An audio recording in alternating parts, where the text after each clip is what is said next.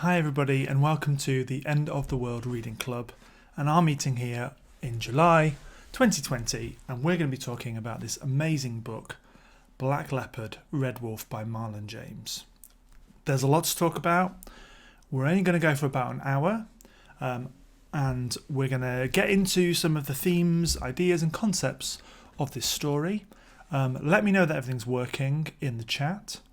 Hopefully everything is going well, the audio and the recording and all the rest of it, and that you can hear me okay, the delay's not too bad, and then we'll get going. And please say in the comments whether you've read this book or not.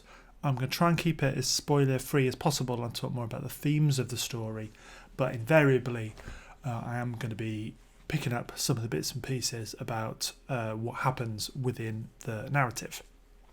It's not an easy book to summarise. I'm not going to try and do that in too much depth, but here we go. So, from the off, Black Leopard Red Wolf. It's got maps. It's the first in a trilogy. It's gritty. Basically, it's right up my street. But I didn't know that when I bought it. This was one of those purchases in a well-known bookshop. It was on offer. It seemed interesting. It seemed like a lot of the books we're talking about in this series outside of my comfort zone. And therefore, it seemed like a worthwhile pick for me to grab it and give it a read. It's taken me most of the year so far to get here, but I'm really glad that I picked it up because it was a really enjoyable experience to read it. Really loved it. So, that's the preamble. Welcome to the End of the World Reading Club. We're going to be here for the next hour talking about this book. If you want to know more about it, you can do something that I've avoided so far, just to give myself clarity of thought. Nerdist did a book club on this book, and they did like 4 hours of talking about it, I think, at least. So there's lots more out there if you want to have opinions and share opinions and get into it with other people, which I would highly recommend because I think it's very much deserving of that. So, here we go. So I was thinking about how I might categorise this book. And I think there's a series of words which probably do it justice. It's brutal. It's intense. It's bizarre. It's filthy. And it's very funny. And that's not something you always get in fantasy. It's also utterly, utterly compelling, I think. And is probably one of only a few examples that I've read of literary fantasy. This is something that's trying to do serious things. It's doing it in a very literary fashion, but I think by that I mean something that is written with a very distinct style and form, and it's trying to tackle some really big ideas, and it's it just happens to be a fantasy novel doing that, whereas it could be something else. It could be like some of his other work, more contemporary, with a similar vibe and similar characters. The fantasy is just not the extra, but it's just happens to be where it's set. And I think that's quite interesting, and maybe we'll get into that a bit later on. Now, I do want to point out quite early on, this is not a book for children. It's incredibly adult in its themes and content, and if you've not read it, there's probably a trigger warning. If anything bad has ever happened to you, it probably happens to a character in this book. So be warned, if you're of a sensitive disposition, this might not be the literary fantasy novel for you. Stick to some stuff that's maybe a little bit more for everybody. But the thing that was really notable to me was it's so quotable, and I can't really read out some of the quotes on a Sunday morning, but yeah, it's a really quotable book. It's hilarious, and we'll come on to language a bit later on and talk about what that vibe is and how that works. But yeah, I mean, I spent half the week reading out quotes to my other half about what the things the characters say and some of the lines which I could definitely use in my real life. So there is a spoiler alert. We are going to get into some bits and pieces, but hopefully not too many that you couldn't enjoy the novel on your own if you wanted to read it afterwards. Some themes that we're going to talk about that are coming up are identity, family, and the idea of objective truth. I think these might be the 2/3 themes that go throughout the novel that underpin a lot of the narrative and storytelling elements and kind of bring that all together. And also linking, I think, with the author's real life experiences. Other thing that's amazing before we really get into it is there's a cast of characters. We're going to talk in a bit about what that might remind you of. I know what it reminds me of, but I kind of love that there's a cast of characters, and it's not just a cast of characters. It's not just it's almost like a bit of a teaser, a bit of a hint. It's because the descriptions could be interesting or entertaining. You want to know who these people are before you get to that bit of the novel, and I think that's really clever. And that's not necessarily what I've got from previous cast of characters lists. So another big plus before I even started reading it: maps and cast of characters on board. So we'll start as ever by talking a bit about the book. So this book was published in 2019, and it's Marlon James's fourth published novel. James was born and raised in Jamaica and now lives and teaches writing in America. And his third book, A Brief History of Seven Killings, won the Man Booker Prize and turned him into a literary star. And this is what he chose to do next. It's his first science fiction or fantasy work, and the first of a trilogy, which is interestingly going to approach the same story from three different perspectives. Now, this is normally something that I think, especially television, might try and do, and I think with television, because it's a very visual medium, that can seem quite repetitive and quite boring, or just not quite relevant somehow.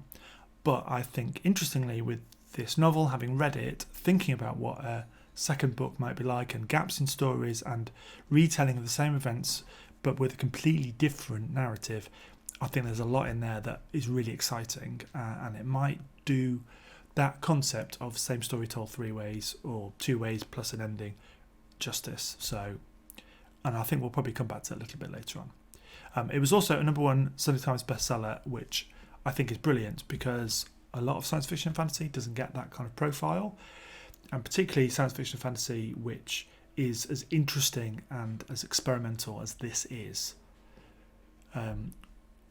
I'd love to know how many people got to the end of it who read it based on the first novel. I haven't read Brief History, but from what I can gather, the style is very similar. It's definitely his writing, so perhaps it was a good gateway for people into this genre. Other things to know about Marlon James: he's a gay man, and he left home partly because he couldn't stay in Jamaica because of its intolerance. He needed to escape that environment, and he's very strong on talking about on remembering why he left, and there were good reasons why he left. He was the son of, at the time, 2 police officers. His mother went on to become an inspector, and his father went and became a lawyer instead. But I think there's probably a little bit of a strand of that, and definitely in his other writing as well, from what I can gather. That kind of solving crimes and having a police character in here, I think is really cool, and maybe a little nod to his personal history. So this book took 2 years to write, and apparently evolved quite a lot in terms of its tone and its structure. It was inspired in part by the Epic of Sundata. I don't think I'm pronouncing that right at all, which was an oral history of the Mali Empire of the 14th century, I think, and also lots of study of the history and mythology of West Africa.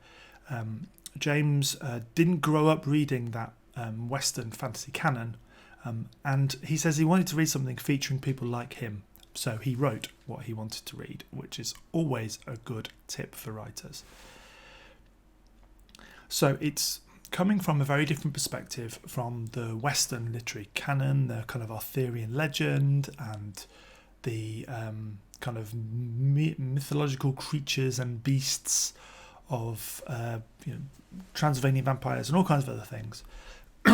This is a very different perspective and a very fresh and refreshing one as far as I was concerned. The other thing that really came across to me when I was looking at the influences for this compared to the story are the griots, the storytellers. This is a big tradition, particularly in Western Africa and in things like the Malian Empire, and this is where the epic came from. It's from the storytelling tradition. And that element of storytelling and the way the stories are passed down is all the way through this book, and is probably highlighted by what happens to the library and the responses of people to that afterwards, and the position of griots, of storytellers, in this society and the place they have in the political machinations and all the other stuff. So, plot. Now, I'm not going to try and summarise this plot. I think we'd be here all day. That would be the whole hour gone just trying to do that. There are far too many twists and turns. But I'll do a brief summary if you haven't read it in a while. So, this is a narrative being told to a kind of off-screen captor of a character called Tracker, who is a hunter. The captors want something specific. They want to know about some specific event, but they can only get to it by keeping Tracker talking, and thus they get his life story. So they get his early years, and then they gradually then move in over a series of days to the details of what they want to know about. The story starts in a city, Juba, and then Tracker's home village, the village of the Ku tribe. Then it moves to the home of Sangoma, the anti-witch, betrayal by a lover, Black Leopard, the children they adopt, and then his life as a hunter, and then the kind of main plot arrives, where Tracker, the Black Leopard, also in the title, and a host of others are charged with hunting down a lost boy for reasons that evolve over time. So adventures and betrayals happen, creatures are met and defeated. I was aware when I was writing out this kind of précis that sounds like a conventional fantasy narrative. Anti-hero, mission request with a gang. So how does it differ from that kind of headline concept? For one, it's a proper shaggy dog story, pun kind of slightly intended with all of the animals involved and the wolf. James has talked in interviews about not copying the voice of Western canon, and he, I think, specifically mentions Lord of the Rings, saying that you never mistrust that voice. You just believe that all the things that the story is saying happened, and that's not what he wanted to do.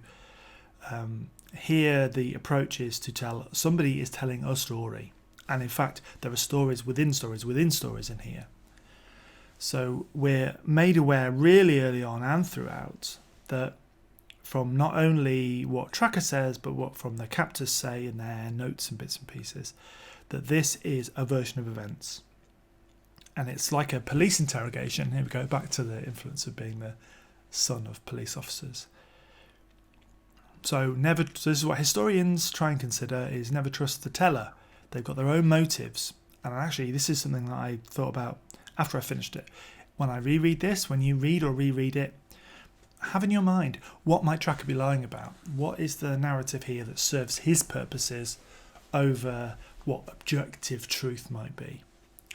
I think also bearing in mind, and I think James is intelligent enough a writer to explore this area, that sometimes the truth that you think is right is not actually right. It's you're telling the story you want to hear yourself, not just a story you think that the hearer wants to hear. So there's loads in here which I am really looking forward to being explored in the sequel. The other thing that really stuck out to me in terms of the context of this, it reminded me of something like the Dark Tower series by Stephen King. That's another narrative which is a quest with an anti-hero whose motives are a bit opaque. It's also a story obsessed with stories and stories within stories, particularly if you get to, I think, parts 5 and 6, 4 and 5, you'll be able to correct me, but something like that. And I think this story also shares some of Stephen King's horror sensibilities. There are zombies, creatures in the dark, vampires. But the nice thing is that this is not a Western tradition. This is a fresher approach to this area than we're maybe used to. So that's the book. It's quite long if you haven't read it. The paperback clocks in at 620 pages. That is a significant investment in your time, but I think it's well worth it. Like with a lot of literary genre writing, and I found this with some other examples, it can take a bit of time to get into the tone of voice and the narrative style of it, because it's outside of what you're expecting from something like The Lord of the Rings or other kind of well-known fantasy writers. You've got to put some work in to get into the flow of what the story sounds like, what the characters sound like. James did loads of work about language, which we'll kind of come on and talk about a bit later. So, I mentioned briefly before about themes.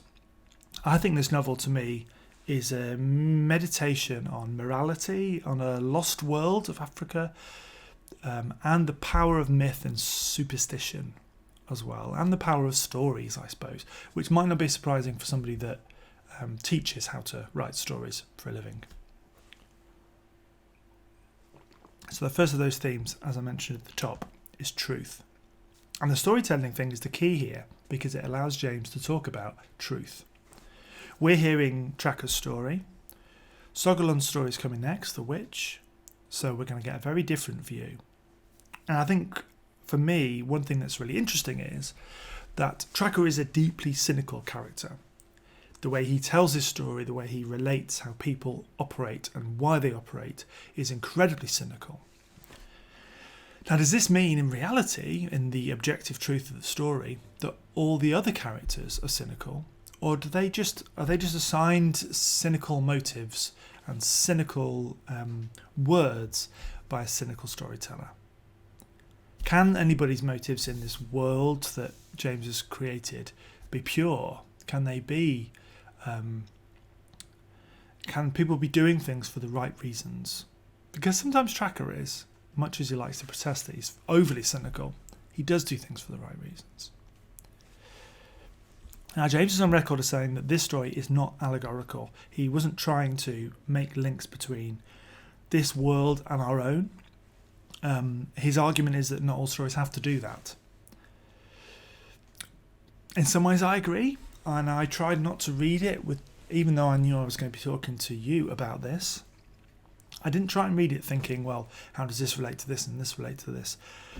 But I think that the beauty of literature is you can see things in a story, you can see things in what an author has done which they didn't necessarily see themselves. And I think there's definitely an element of that in this story. But it does feel intensely personal to me. It's going to be really interesting to see what the sequel reads like, because this felt like James was inhabiting Tracker, and there are some good real-life reasons why their two stories mesh together, which I think we'll probably talk about in a bit. One thing that did stand out to me that might come across as allegorical to me, Tracker's story is of an African man taken from their home, unmoored by a lack of identity, having to make communities and families with non-blood relations, a man who is an alien in his own world, the world that he lives. He's got no place that he can call home, that he can get to. So I would suggest that that's allegorical in relation to the experience of Africans taken by the West and enslaved and sent to America and the Caribbean, and that there is definitely a strand there about his experience and their experience, which you should reflect on as you read the story. And this might not be what James was thinking about. It might not. It might be that he didn't want to get into that when he's had interviews because there were other things to talk about. But I can see that there. I can see that influence. And right at the end of the story, there is that mention of a threat from the West that's coming, and that Africa needs to be united and ready to fight it off. I don't think that's going to happen in this narrative. but the threat is there. There's something that's looming. That second theme is identity, and that is at the heart of this version of the story. Whether it's going to be the heart of the next version, I don't know. I mentioned this just now. So family is a big part of that. We've got Tracker's original family, his father and mother, the village where he's from, the uncle. We've got his constructed family of the children. We've got the Queen's obsession with finding her boy, and the bonds of family even over what the boy has become. And I think the other thing there about identity is something that was really interesting when I was reading the New Yorker interview with James. He was talking about his life as a young man in Jamaica and struggling with his sexual identity. Really struggling with it to the extent that he went to be exorcised of his feelings by the church. And all that happened was he lost any of his faith and retained his sexual identity. But one of the things he's talking about is that in the interview is that the church sent him literature which and in the exorcism as well tried to make him think, well, when you think about men, do you lust after them, or is it just hero worship? And I think that Tracker struggles somewhat with that very question.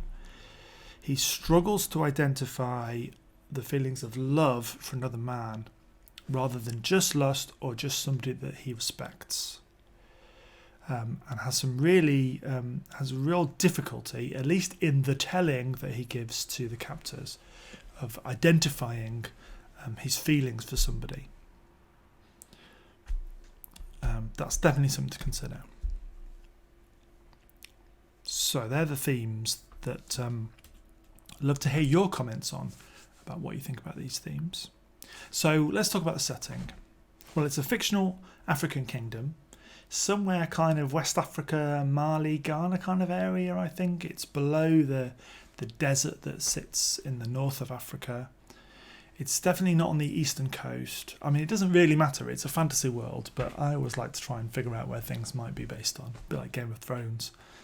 And it says on the, not in the narrative anywhere, but it kind of says somewhere in the text on the book, that it's set in the Dark Ages, our Dark Ages in the West. So it's kind of probably somewhere between 800 and 1400 kind of time. That's the general view. The Leopard, as I think I mentioned before, had been to Christian Europe, and you get hints at Islam being there in the West and one God, monotheism. So there's definitely some historical context there. I think the thing that's really interesting for me is that when I looked at the epic that he was partly inspired by, that was the story of the Malian Empire of the 14th century. So is this the foundation myth of that epic and of that empire, the Malian Empire? Is this what happened beforehand when there were smaller kingdoms that eventually came together in an empire? That will be my kind of take on it. It's an incredible world that he's created. The maps, which I think he did himself, are interesting in their own way. But it's a world that to me felt... It's good writing in that you only hear in detail about the places that you go to. So there's lots of scope for other storytelling and other explanations of places in the future. It's quite a small world, even though it can take a while to move between places. But it's really richly drawn. You feel like it's a lived-in fantasy world. The language is there, the people are there, the societal structures are there. And I think one thing that's really clever is using the different communities' approach to homosexuality, to violence, to women, to slavery. These are all components which you can use to compare and contrast, which gives the reader a shorthand of figuring out what kind of society the narrative is situated in. But a thing I really like is that there's no utopian place anywhere. Nobody gets everything right, or There's nowhere that maybe in our society now we'd see as being an ideal place to live. They're just all different flavours of being a bit hostile to one thing or another. And sometimes things are just too good to be true. It's obviously a magical place as well. Magic is throughout this novel. I think that's something that's really interesting here compared to other fantasy works. Is the relationship between the society and the characters and gods.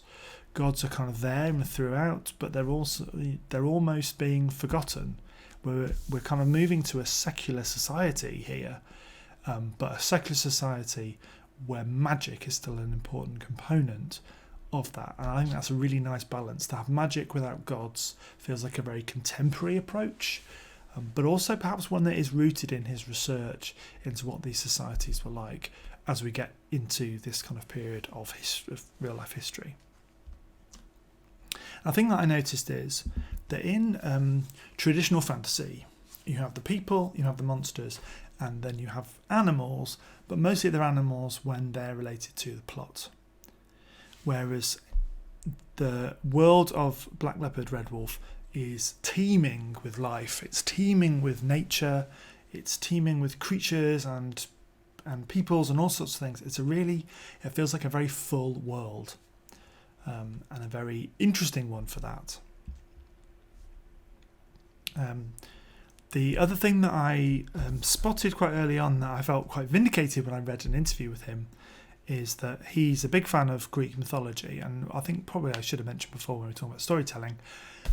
It felt to me in some ways like the Odyssey or one of those other kind of travel epics of Greek literature. This is somebody going on a story, meeting monsters, defeating them, moving on as a band. There's not a Cyclops, there's not a Medusa, so it's like he's like Jason, or he's like Odysseus, or whoever else, Hercules even. And I think there's probably an element there of this is in some ways like that kind of Greek mythological world where there's kind of creatures and in every rock and in every creepy forest, and you've got to kind of be always wary of those kind of things lurking in places. Sometimes out in the open. So the other thing that I want to talk about was the violence. And this is a line from the book. I didn't want to become the kind of man who was never disturbed by such news. And this encapsulates for me the violence here. James just talks in interviews about the violence in his writing. And he's very clear that the violence should never be there to gratify. He's sometimes talked about as being like a Quentin Tarantino type. But the violence in this book is always here to shock. We should always be disturbed by the violence. That's what the characters say, that's what the author has said. And that came across for me. I was continually shocked by the violence in this. It's got some really grisly moments, and I think that's really it's a really interesting element to it. I think quite often in fantasy, violence can be quite sanitised. It's a bit like when you watch the Lord of the Rings films and lots of people are stabbed and there's no blood. This is a rejoinder to some of that way of thinking. All violence has consequences. All violent acts have consequences. And that taps in, I think, to the feeling that sometimes it's like watching a horror movie. The Zombies in the City is a standout moment of that kind of creepy horror kind of vibe coming through. These kind of people rising up and attacking mindlessly. I found that was really creepy, that section for me. And the brothers as well, the kind of flesh-eating, blood-sucking brothers. I'd love to know your thoughts about the violence in this and how it made you feel, because I think it's something that is really interesting and definitely makes it stand out from a lot of the stuff I've read. And perhaps puts it more in the realm of some of the kind of 80s and 90s science fiction, that kind of really gritty science fiction that explored some of these areas in a way that hadn't been done previously. Fantasy perhaps hasn't quite had the same movement, although I am happy to be corrected on other works that have. So let's move on to talk about language. I was really pleased to read, when I did dive into the interviews, that James's mother, I think, or maybe his father, gave him a real love for Shakespeare, because that was the vibe that stuck with me from that very first cast of characters. I said earlier on I was going to come back to it. That cast of characters immediately made me think of Shakespeare, and the back and forth, the dialogue. There's something there of Much Ado About Nothing, Benedict and Beatrice and Benedict, and there's a lot of very flirty banter in here, but there's just a lot of funny or sharp dialogue between every character. Everything is challenged, everything is interrogated. This is also something I don't think you get in much fantasy writing, that they really felt like real people. I mean, no one's ever quite that witty, I suppose, but I liked that these relationships were tussles for authority, tussles for truth, and tussles for identity sometimes as well. And Tracker probably sets the tone here. Yes, it is said I have a nose, but nobody told you I also have a mouth. Now, that sums up the whole novel for me, I think, that line. Another line that I really liked was killing his head before his legs knew he was dead. That was really good. And pretty much every other one that I liked, I said I can't broadcast online. They're just a little bit too adult for a general audience. But yeah, I love the language of this. There's definitely an element of language that's involved in what characters say and the names of things. You can see some of the research that James did has come through. Some of the character names echo the epic, but also there's bits of different languages that are in there. So it's not necessarily the same kind of created language as you might get in Middle-earth. But I liked that not everybody spoke the same language. There wasn't necessarily a common tongue. But because this story was being told, we didn't have to worry about all of those different languages unless Tracker told us to. The other thing that I found I had to tune my ear into as I was reading was the kind of patois element that has come through from James's Jamaican set work, and the language stylistics that he's developed over the course of his writing career. But I really liked that, and I wondered whether some of the kind of halting phrasing and sentences was because people were translating or not speaking in their first language to people. So you get a bit of a sense of that communication isn't always easy. People are sometimes talking at cross purposes. Now, what I didn't find was that I struggled to figure out what was going on in the novel, plot-wise, and that's some of the commentary about this story is that people can find it quite difficult to exactly figure out what's going on where, and that's by design. But sometimes I did struggle a bit to work out what people were talking about, and I don't think that matters because I don't think always the characters know what they're talking about. So speaking of characters, let's talk about them. There's some amazing characters in here. I think we should focus on 3 of them. The main 3, maybe, and then maybe we'll drop into some of the other ones a bit later on. So our title characters are the Black Leopard and the Red Wolf. We'll start with the Red Wolf because why not? He's the narrator of the story. That is Tracker. So Tracker is the hunter, and there is a hunter in the epic, which perhaps is where that seed of that idea came from. I really like Tracker as a character because he's a bloodhound, and I think that was a really interesting character choice. And I know that in the initial draft or the initial kind of story idea, that character didn't exist. But I liked that vibe of almost the kind of grizzled private detective that is in lots of literature and in lots of genre literature as well. But thinking about it's such a visceral world. So to provide a character who experiences that world through smell and can track people slightly magically through smell, is really important. And probably what's not ever entirely stated is that Tracker is a magically being in some ways. He's not just got a heightened sense of smell. He can smell people over long distances. That's not a normal human talent to have. So probably he's a kind of magically kind of creature, but he's not treated that way, which is really interesting, because most of the other creatures or people with magical abilities are very slightly kind of treated that way, and that's kind of okay.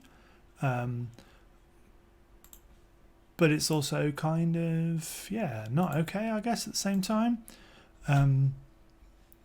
Because he's never treated as special, but he is exploited as special, even if sometimes he's the one doing the exploiting. Tracker is a fascinating character to me because he's on two journeys. He's on the hunt for the boy, but he's also on a journey to find out who he is, and he's not shy about admitting that at times, even if he doesn't always clock on to what's happening to himself. I'm really looking forward to seeing him through another character's eyes that isn't the captor's, and whether he comes across as being somebody that has got warmth and humanity, because he can't always see that in himself, or whether he's seen as somebody that's cold and mercenary and only out for themselves. So I can't wait for the second book to see where that goes. So the second character I thought we could talk about would be Soligon, another name borrowed from the epic, who is the witch. And the reason I thought it'd be worth talking about her here is because it's going to be her story in the next book. The next book is going to even be called, let's see if I can find it, Moon Witch Night Devil. So she's an interesting character. So she's very old, 300 odd years old, and she almost all the way through is operating under motivations which are not clear. She seems to have some real loyalty for the Queen's sister, I suppose, or the King's sister, and is interested in the long view, is interested in protecting Africa from problems coming down the road that either she's foreseen or other people have foreseen. But she's, in Tracker's telling, is very Machiavellian, very dishonest, very tricksy. When I was looking at some of the interviews with James, one thing he talked about was that his first draft he felt was very misogynist, not by design, it just kind of came across that way. So the second draft, or the final draft, he tried to make things a bit more feminist. And also add in that Tracker's views on women are very Tracker's views. He's not being enlightened about women. He's been hurt by women, and he's called out on this fact that he always suspects women of the worst, even though really he's been hurt by a lot more men than women. And I think the witch and witches in general in the story encapsulate this idea and this concept. And she is there to stand for, in some ways, his views on all women. He's mistrustful of her from the beginning. He doesn't just kind of go with the flow and trust that she's got his back and that they're going to be okay. Now, some of this is with good reason, but I think when we get to her telling of the story, we might get a sense of why some of those things happened, or if actually they happened very differently. And then the third main character, if that's the right word, is the Black Leopard of the story, who I wonder is going to be the narrator of the third novel.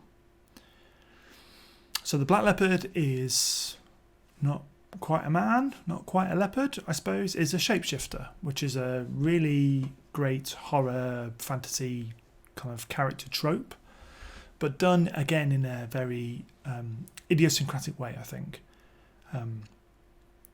So the Black Leopard's motivations all the way through are really difficult to kind of get under the skin of, I think. I wonder if this is partly because Tracker doesn't really understand the Black Leopard's motivations. Sometimes the leopard is motivated by lust or by desire, sometimes by loyalty, sometimes by some kind of moral compass, like with the children, but is really difficult to predict. So if you've got comments about the Black Leopard, let me know what you think. That kind of difficult relationship Tracker and the leopard have all the way through is really sad. You're definitely kind of going, just say you love each other and get together. It'd be much better for everybody. And it never quite happens, which is sad. But yeah, I think a really interesting character, and maybe represents some of that kind of link to the animal world that this fantasy world represents. Even more than, Tracker has a wolf's eye and a wolf's sense, but is a man with some wolf abilities, I guess, or some animal abilities. The Black Leopard feels a lot more like an animal with some human abilities, and that they kind of meet in the middle. And that maybe that's why they're always talking slightly across purposes, because they come from different worlds. So yeah, it'd be great to get your thoughts on that and what you think. So I've got some final thoughts, and then we've got about 20 minutes. One of the other things that James talks about quite a lot in interviews is that he didn't grow up with that Western canon of fantasy. The thing that they could get their hands on as kids in Jamaica were comic books, graphic novels, things like Marvel, DC. And there is a character towards the end which I think has got to be a Spider-Man homage, a twisted Spider-Man homage. I think he got one in there. But I think it'd be good to know, I suppose, if you think that there's an influence of that way of storytelling throughout this novel. And I do think that the violence in here reminded me in some ways of someone like Frank Miller, in that it's very, and then maybe that's where the Tarantino links come for reviewers. But also, I guess Marvel and DC are always keen on having those kind of bands of anti-heroes together, kind of mutants together. And you could definitely see Tracker and the Black Leopard and some of the other characters as mutants who are fighting common enemies. So you could probably recast this as a Marvel or DC style graphic novel, and it would do a pretty good job. The other thing I thought was quite interesting, so this book has been optioned. I mean, you'd have to cut quite a lot of stuff, I think, to get it any kind of rating that anybody could watch without it being kind of a video nasty with all the violence. But it felt to me at times it was like reading a really amazing video game. I could see this as being a massive open world monster hunter explorer story with horrible moral choices and cutscenes which make you cry, and then lots of kind of fighting between. And I don't get that very often from novels. I'm not quite sure what it is about this one, but it felt more like kind of interactive fiction than it did passive fiction, I suppose. I wonder if some of that is just the way that it's written and the engagement you have to have with the language and the story to follow what's going on. You kind of feel like you're in it in a different way than you might with something that's a bit easier to read and just consume. The other thing that really jumped out to me is that right at the beginning of part 5, which is the kind of closing section of the novel, we get a recap of the story. So Tracker is captured by Spider-Man, evil Spider-Man, and is asked to tell a story. And he tells the story of the novel, but in a short précis. And I don't know why that's there. I thought it might be there because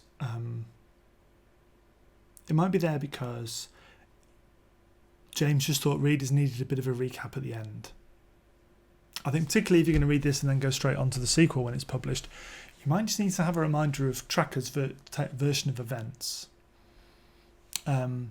Or it might be because there's differences in that telling than there is in the original story, the original telling of it, which is the rest of the novel. Nothing jumped out to me, but I think if I was going to reread, I'd have half a mind on that version of the story at the end, and then be continually comparing, contrasting with the story as it goes, because it might be that there's some differences there which are worth exploring. And I suppose the other one is that in the recap, the story continues on from the point where we'd got to in the narrative before. And that's very much what the captors are trying to do. They're trying to fool the hunter into telling more of a story. They're plonking him in the middle of places and they're kind of saying, oh, tell us about this, knowing that he can't help but then go on and tell a wider story. And is that what he's doing within the story here with the evil Spider-Man? Other things that I thought were interesting. There is a bit of the story that isn't talked about, which is why I think, if possible, and this might not be possible with plot, that we might get the leopard's tale of events, is that we don't hear about what the wolf and the leopard get up to in the 4 years in Mitu. Now, I don't know what that means and whether that's important to the story. I don't know whether we're going to care or find out about that. But I thought it was interesting that we get lots of the other bits of his life story which aren't directly relevant to the quest narrative and what happened to the boy, which is what the captors seem to want to know. But we don't get what happens there and why he's away from home, why he blames the leopard so much for what's happened.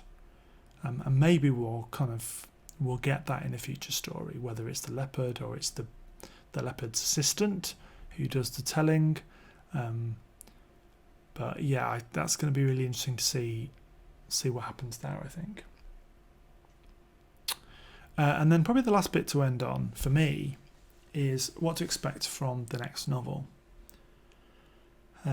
I kind of hope we get a life story again, because I think if we'd have just got Tracker's experience and maybe some dripping in of some of the things that happened to him in flashback or whatever, that would have been a less successful narrative take.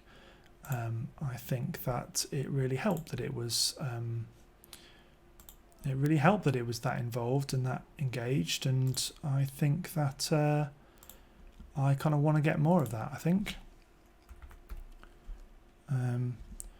So I'm really looking forward to that and how that's going to work. And I don't know what else we're going to get from it. I can imagine that it's going to be a story which is very female centric. We're going to get a lot more about the experience of the king's sister and the nunnery that she's trapped in, and the horrible things that are done to women by men in this world. And I wonder in part whether James was kind of keeping some of that back for the second story, and then realised that some bits of that need to be in this one, or it would come across as too misogynistic. Maybe that's the thing we end on talking about is finally talking about Tracker as the last 10 minutes and how he relates to that side of the story and to some of the other things he represents, and to James himself, I suppose. So James talks about leaving Jamaica and going to America and kind of not fitting in, and his sexuality being something that's very difficult. He didn't come out till quite a long time after he'd been in the States more widely, and was very afraid of coming out to family, as a lot of people are. Tracker is never really... It's really interesting. So I think early on, there's a lot of talk about him, because he's uncircumcised, about him having some woman in him. And that women who have not undergone FGM have got some men in them, and Tracker critiques that idea as being nonsense. But at the same time, because he's been brought up with those thoughts, he can't entirely let them go. And he's got this constant dance with his identity. Is he a proper man? Is he a real man? And there's definitely links in the society of the book between going through the male rites, circumcision, kind of going out and doing what would kind of walkabout equivalent, then you're a real man. And if you haven't had some of those things done, you're not a real man. Now, this isn't the same as if men like men, they're not real men in this world, although some bits of the society think that. But there's some parallels there, I think, between Tracker and the author, perhaps. I don't want to speak too much for Marlon James, but there's definitely something for Tracker trying to figure out, well, I'm a bit different from what society says is a man. So how do I become one and not feel like a boy? What position do I have within relationships if this is how I feel about myself? How do I find my place? And you do feel near the end of the narrative that he's in a relationship where they're equals and they're just two people in a relationship, not trying to fulfill gender roles or stereotypes, and they're just being who they are with each other and respecting each other. I think that's a really powerful thing and a really interesting thing. And it's, again, something you don't tend to get in fantasy novels, that level of interrogation of identity. So I found that really fascinating, really interesting. So I think I've probably come to the end of all the things I've got to say. If anybody's got something they want to drop into the chat now that we can talk about for 5 minutes, that's fine. I'll give you a couple of minutes to think about it. If not, I'm probably going to end the feed just 5 minutes early rather than keep you all hanging on while I waffle. I probably didn't want to talk too much about this novel because I want you to read it for yourselves if you've not read it. If you're up for the challenge of things being quite intense, I'd highly recommend it. All the things that the book jackets say mostly are true, I think. But it'd be great for you to find out for yourself. Now, we've not decided yet on what next month's novel is going to be. I realised this week on payday that I hadn't bought any books from a bookshop for I don't know, probably since January, maybe February. So I immediately ordered a ton of books that are arriving next week. So I think I'm going to have a rifle through that pack of books. I'll probably do a little haul video so you can see what they are, and then we'll pick one of those, and that will be next month's End of the World Reading Club read. So I might whack up the whole video first and then ask you to give some feedback on which one you think we should read. They are a really diverse collection of books, partly inspired by this year's festival and partly by next year's festival. There is a really wide range of authors on there, and in particular I bought quite a few books by Muslim science fiction and fantasy writers who I'd never heard of before, so I might well pick one of those, which is a continuation, I suppose, of looking at alternate traditions and cultures and how that they can influence the genre that we know and love. I do have one comment here in the chat. I think we've converted one person to reading this on their lockdown book list, which is great. Hopefully this will inspire a few more people to read it as well. And as I said, Nerdist did a big kind of 4-part book club series about this novel, which I'm going to go and watch after this to see what they think. This video will stay on Facebook. It's also going to go up on our YouTube channel, where you can catch up on previous End of the World Reading Club content, and coming soon will be other video content from us. So feel free to leave comments on here or on there afterwards, and we'll continue the conversation about these books. As always, stay safe, and we'll see you soon.